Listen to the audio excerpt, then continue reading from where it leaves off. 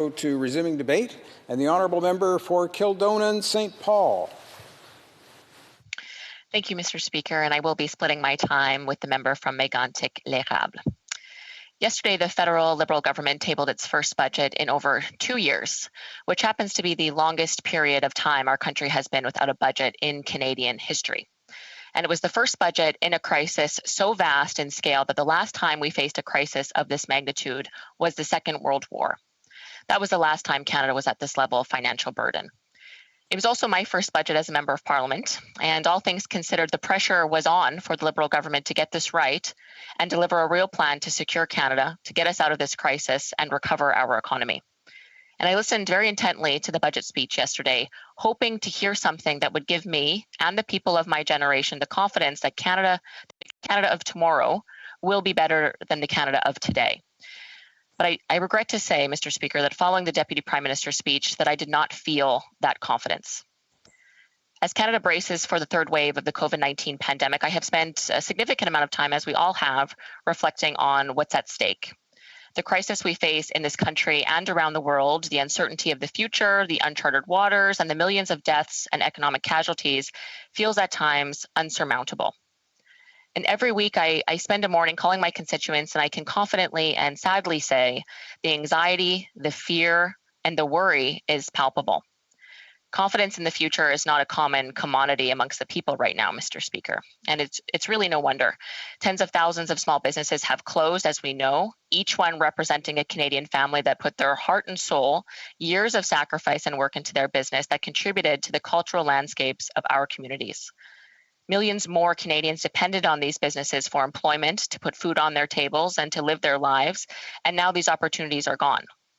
And we know that 220 businesses are predicted may close before this is all over, which may impact another 3 million jobs.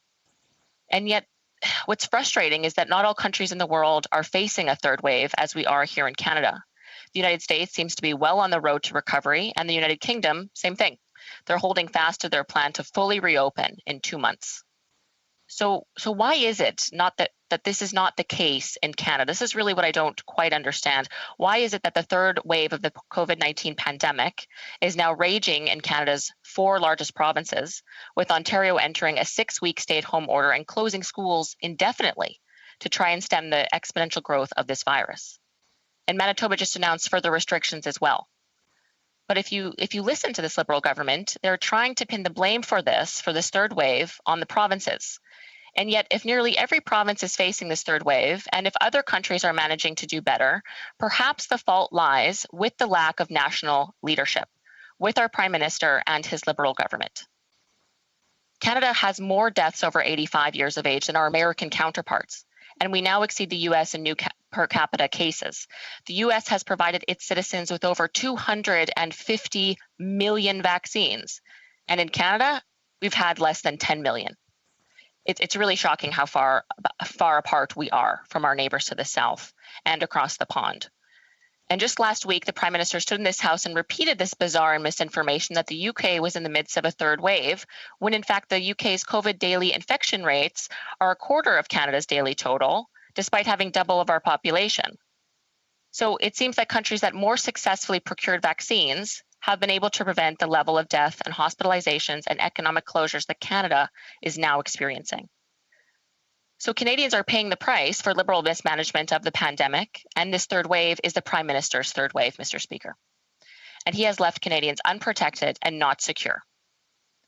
And if the third wave was not enough for Canadians to deal with, now we have a budget from this Liberal government that does little to get us out of this pandemic. In fact, there seemed to be very little in the budget overall that can make Canadians feel secure in the future, that it's going to get better.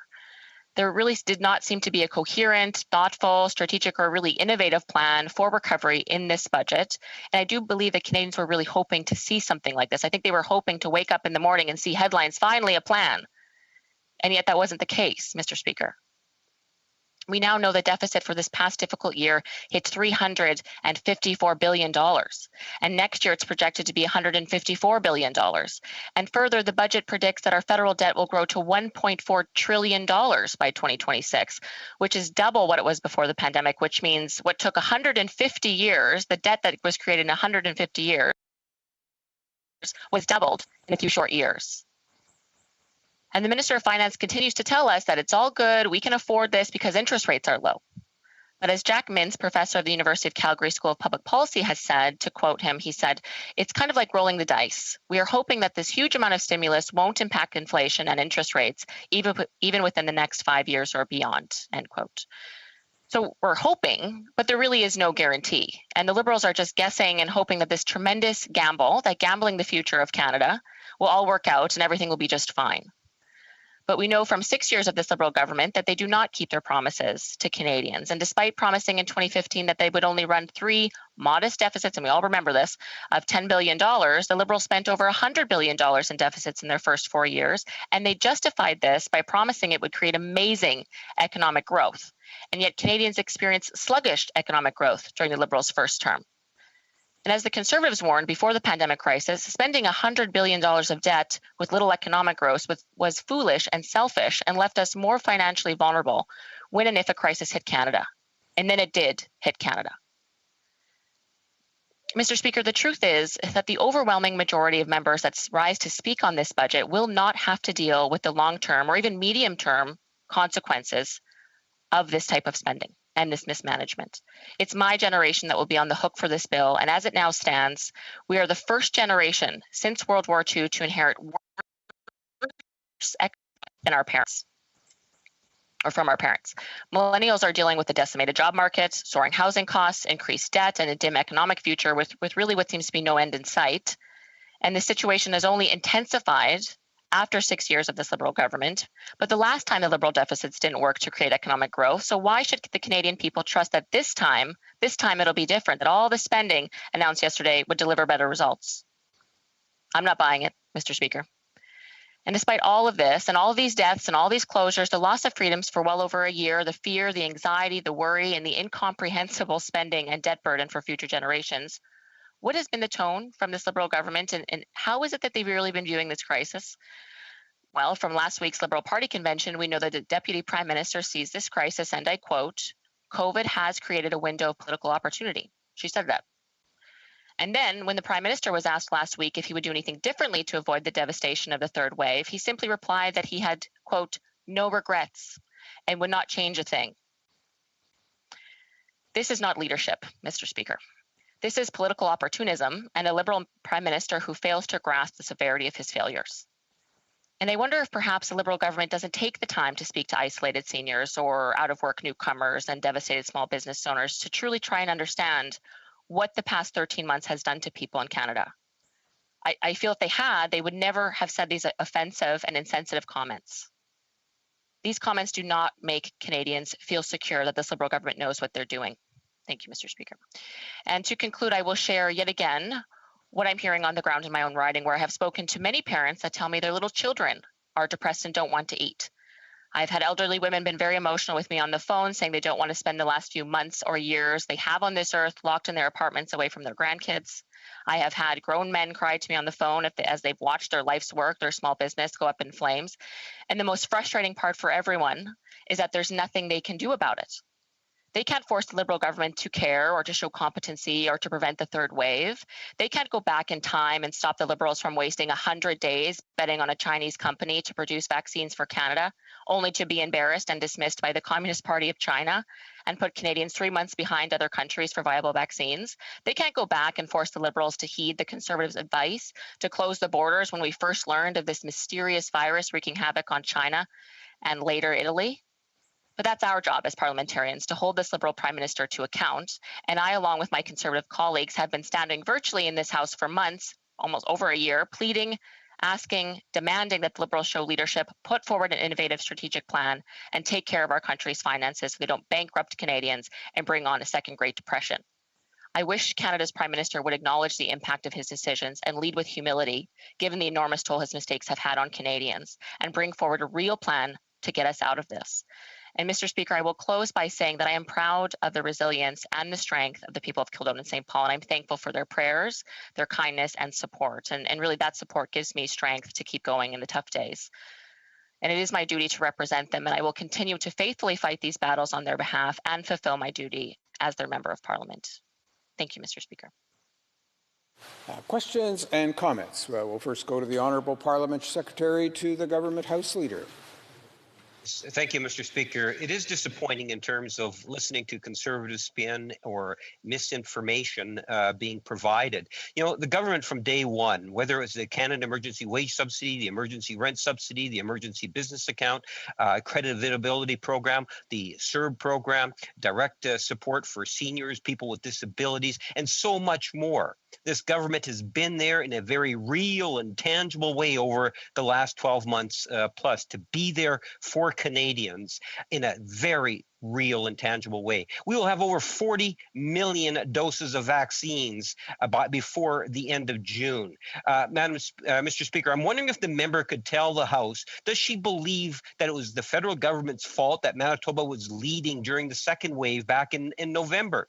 We need to recognize that we have a federation, that provinces do have a role to play. The federal government has been there in a tangible way. Have we been perfect? No, Mr. Speaker. But we have made the changes and the modifications, and this budget embodies a way in which we can build back better. And that is what Canadians want. Strong leadership, and they're at least getting it from one political entity inside this chamber, best I can tell based on the speeches that I've been hearing. I'm wondering if the member might want to reflect on some of her comments and recognize the many good visionary things. The Honourable Member for Kildonan St. Paul. Mr. Speaker, it's disappointing that over the speech that I gave, I was trying to be very honest and earnest of what I've heard, that the member, yet again, like many of his colleagues, has yet to show humility for the shortcomings of his Liberal government. I do stand firm to the position that if the Prime Minister had provided real leadership, we would not be in a third wave of the pandemic and experiencing hundreds more deaths, thousands of more business closures. That's on the Prime Minister, Mr. Speaker. Questions and comments? The Honourable Member for St. John's East. Thank you, Mr. Speaker. And I want to congratulate the Honourable Member on the speech. And I know she noted that this is her first budget, which is a big thing, and lots of big numbers that are showing here. And I know throughout the pandemic, Just going to interrupt the Honourable Member. Juste interrompre l'honorable député. L'honorable député de Drummond concerne un rappel au règlement. Je pense que le collègue n'a pas l'équipement requis pour intervenir. Je ne pense pas qu'il a son casque d'écoute présentement. I see the Honourable Member for St. John's East has sort of switched his audio device there.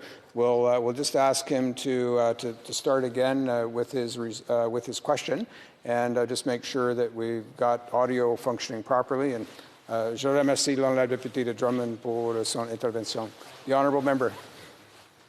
Thank you, Speaker, and I thank the Honourable Member for reminding me of that. It's important for the interpreters. I want to congratulate the Honourable Member on her speech, and I note that she mentioned at the beginning it was her first budget. The numbers are huge, as we all know, and the Conservatives throughout the pandemic have been expressing concerns about the enormous amount of money being spent. And I just wanted to ask her whether she thinks that there ought to be a little bit more fairness in who would actually pay for the cost of this pandemic.